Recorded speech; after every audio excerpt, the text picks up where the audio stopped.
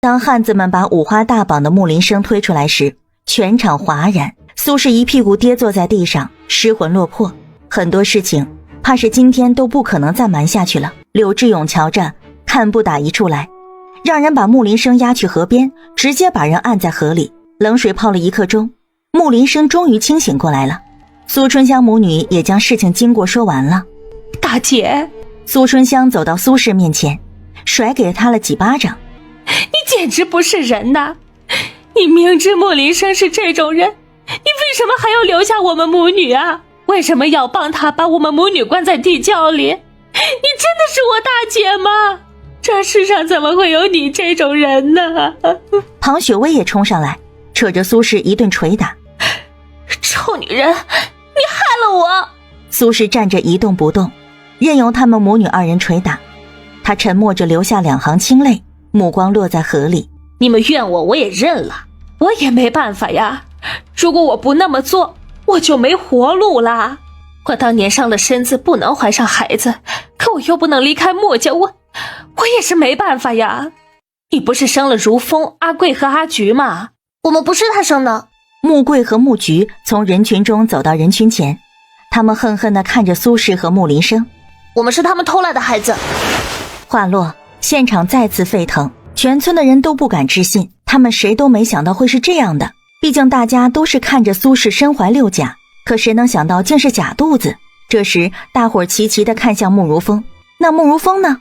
慕如风一脸淡然，并没有什么情绪波动。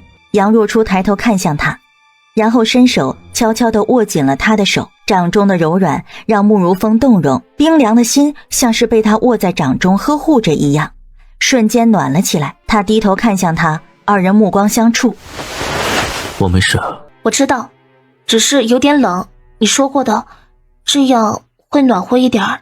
说完他嫣然一笑，闻言他的黑眸中闪烁着璀璨的星光，看得出来他的心情不错。苏轼身子一歪，跌坐在地上。穆贵恨恨地瞪着他道：他们夫妇根本就不是人，他们是恶魔。他们不知从哪里问了一个算命先生，说是穆林生明年可老来得子，说是年方16的姑娘最好，所以他就把主意打到了阿菊身上，结果被我撞见了。不是让我听到他对阿菊说的话，我都不知道自己竟是他们偷来的。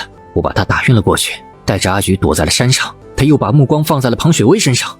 穆菊站在一旁低头不停地哭，那晚的事情可真是把他给吓坏了。闻言在场所有人都惊呆了，这穆林生是疯了吗？就算不是亲生闺女，那也是自己亲大的闺女呀。杨若初不由得紧了紧手。要不咱们先回去啊，这也没什么好看的。不，我要留在这里，我要等着看他们的下场。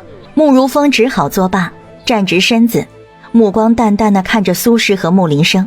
关于他的身世，他不知道具体的，但他早就知道，苏轼和穆老大不是他的亲生爹娘。